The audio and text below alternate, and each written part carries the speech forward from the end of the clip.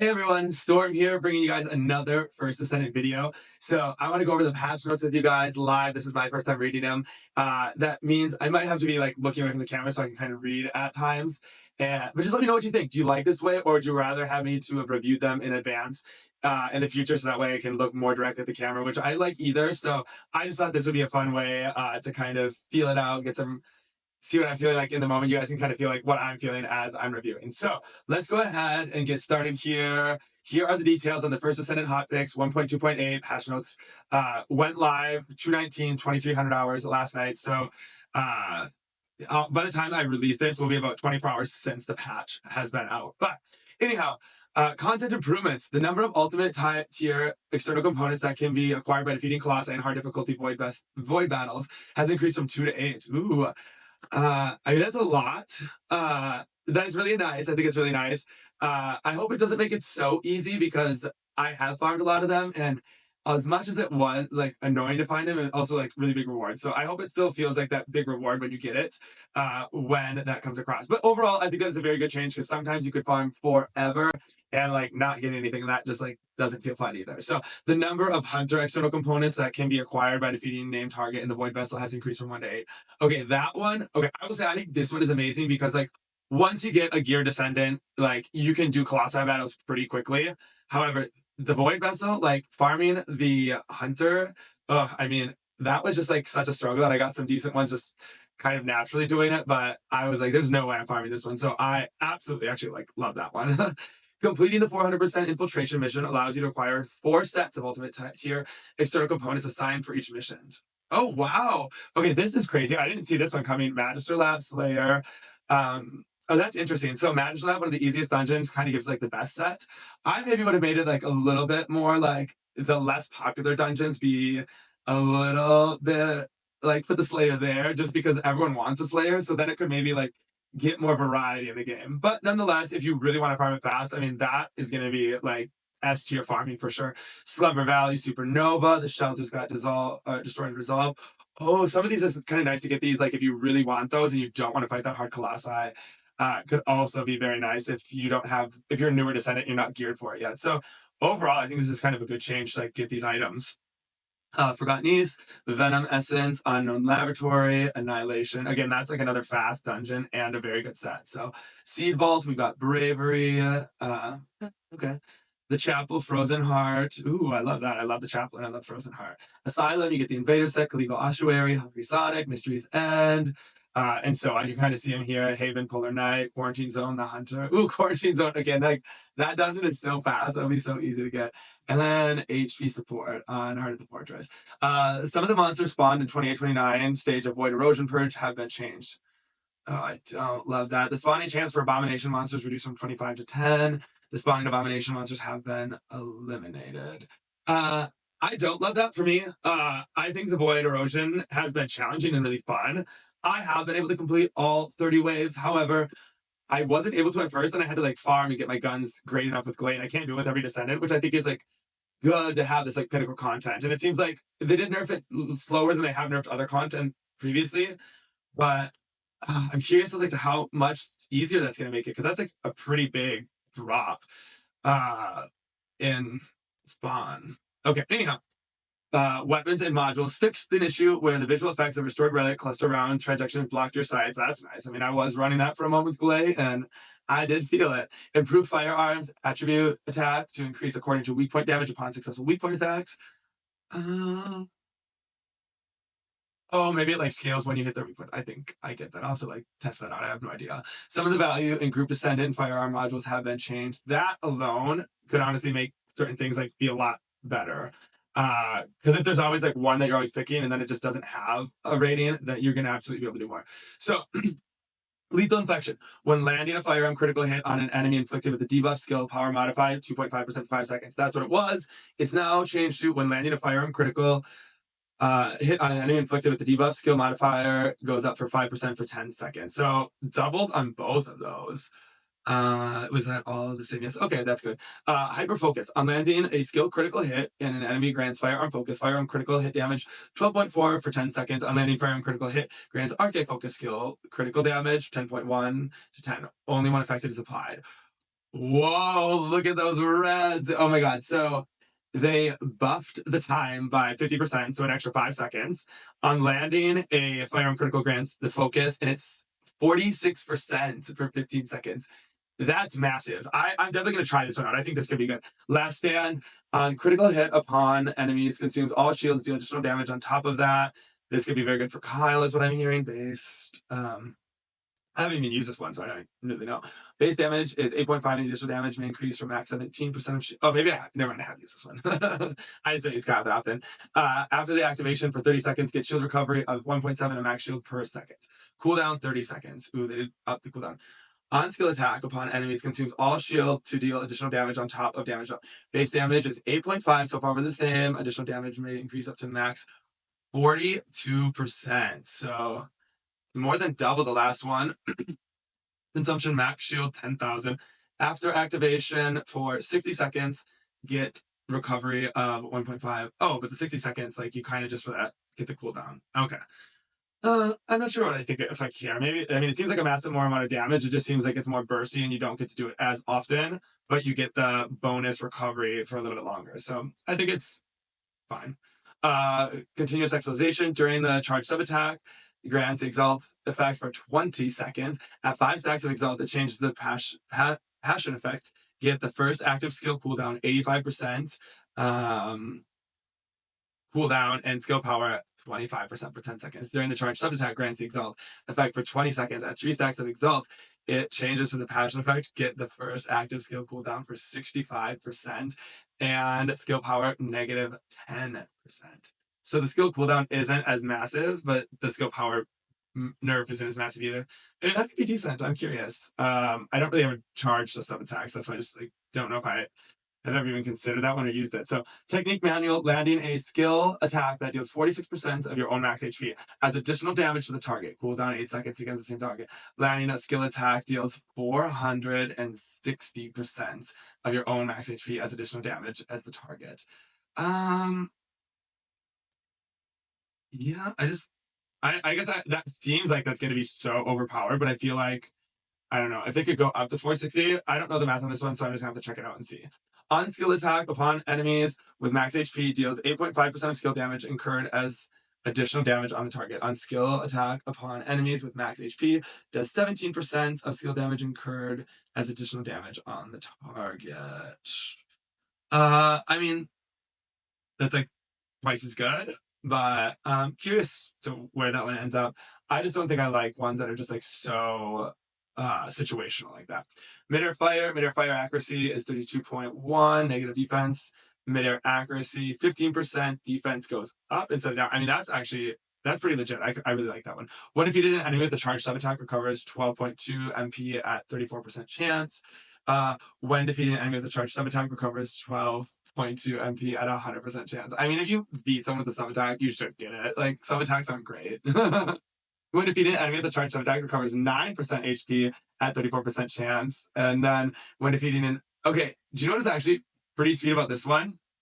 So I'm probably not going to use it, but if you did up your like sub attack and it was one of those things where you're like really up and close with people and you're like getting low on health and you just like whack them, it's like that nice little charge up in health. I'm going to try to make this work in a build. So I actually going to try it. Even if it's just like a goof build, I'm going to do it.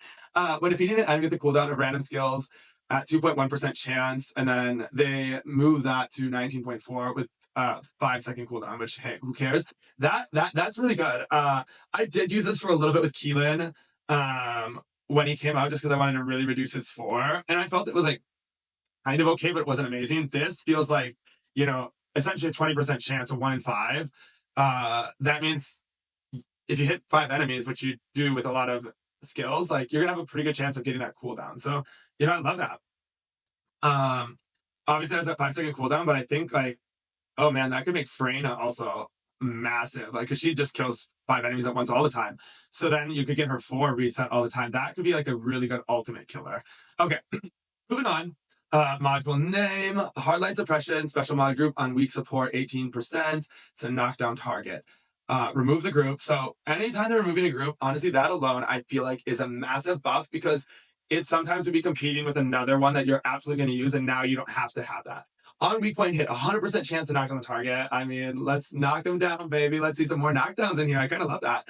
I feel like this will like change up the meta a little bit. Like you might see some things like this happening, especially with the new content. Like the enemies are staying alive longer, so a knockdown actually is efficient because you're not just one tapping everything. Hardline suppression on weak point hit, 5% chance to knock down the target. Remove the group again, amazing. 22% chance to knock down the target. Again, I love that. I think that's like really fun and just like up the chances quite a bit. Heat incinerator, same for the general round, special for all of them. Okay. Sounds good. When defeating enemies inflicted with the burn, inflict burn to enemies within 8 meters of radius. Okay, so essentially they kept everything the same except for they removed the group huge alone, again, huge alone, and then made it like almost double the size. I think that is fantastic. I mean, I'm probably going to try some of these. I think that's like really fun to see. I've just never used them before. I'm also kind of curious like to see if it like when inflicted, if it does like a cool fire wave. Now that I'm like thinking about this, like even some of these just to try just to see if there's things like that would be super fun. So Frostburn, special rounds, hitting an enemy 3 times in a row, essentially the same thing here. 25 meters or more. Oh, wait, they reduced the damage. Wait, from a distance. Wait, did they nerf this one? Hitting on enemies 3 times in a row with a firearm attack from a distance. Oh, I see, never mind. It looked like a nerf to me at like first read. It's like hitting them from closer now, which enemies are often closer to you. That makes sense to me. Okay, so it is a buff because you're shooting enemies closer or further. Like you don't have to have them as far away. That's nice. Quick freezer. When defeated, enemies inflicted with frostbite inflict frostbite on another enemy within 8 meters of the target for 8 seconds. Again, just like almost doubled it. So I think that's like really good. Venom injector. It's the same thing with poison. It's just moving it out almost double again from 8 to 15.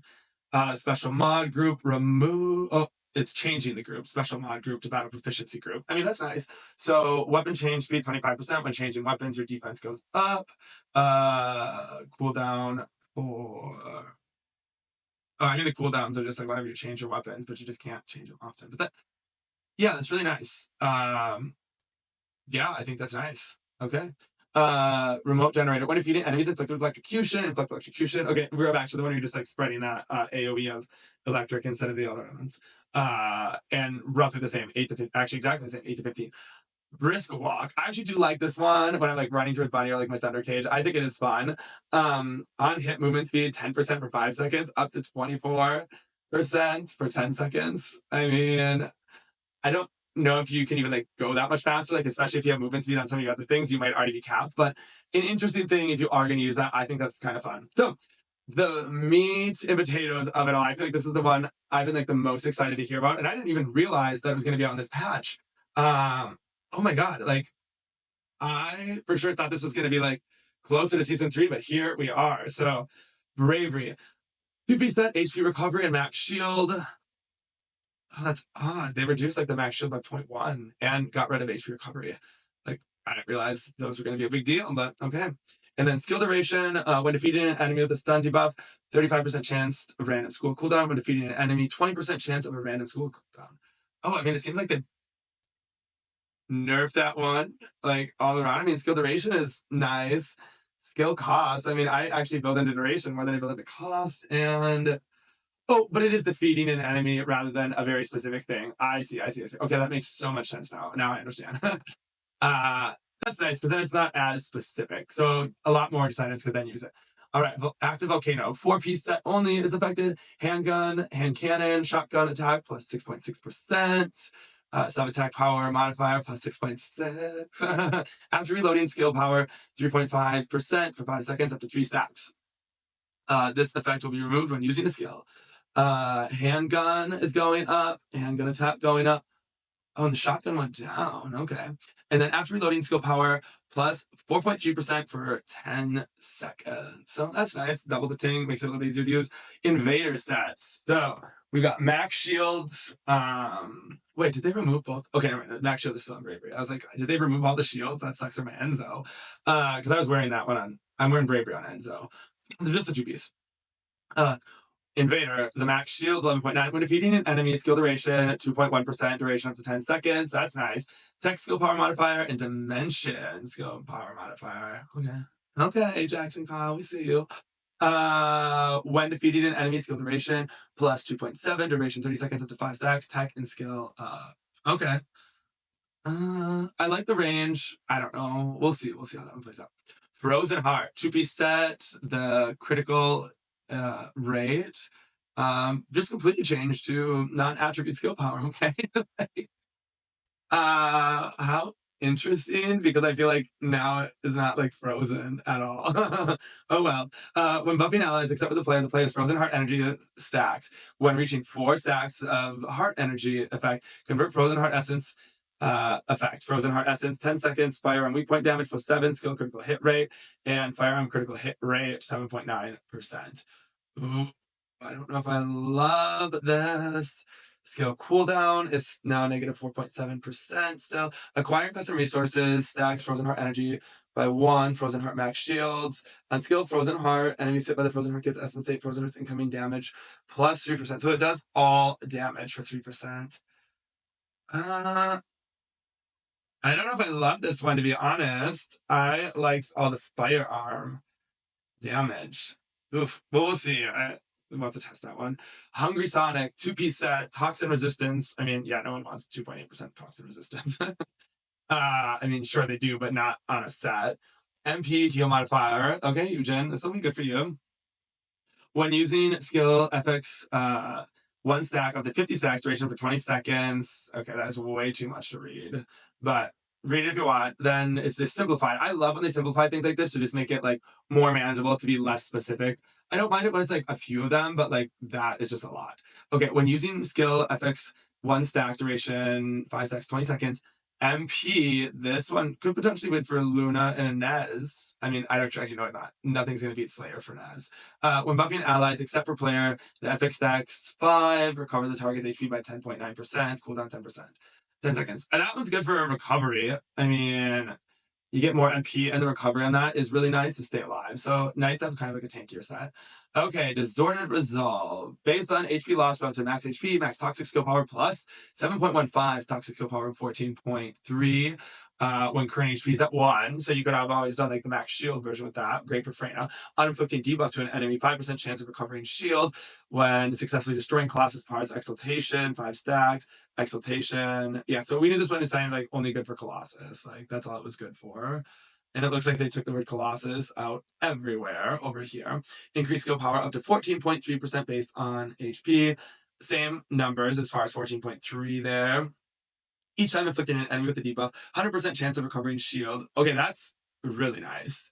Uh, for recovering shield and deflecting a debuff. Like that opens up the ability to take a mod off. Like if you were using one of the shield mods, like the shield recovery or bio, the bio one that like recovers your shield, like that you don't have to have that one anymore. So you can add something else on. Exaltation on skill attack with 5 stacks.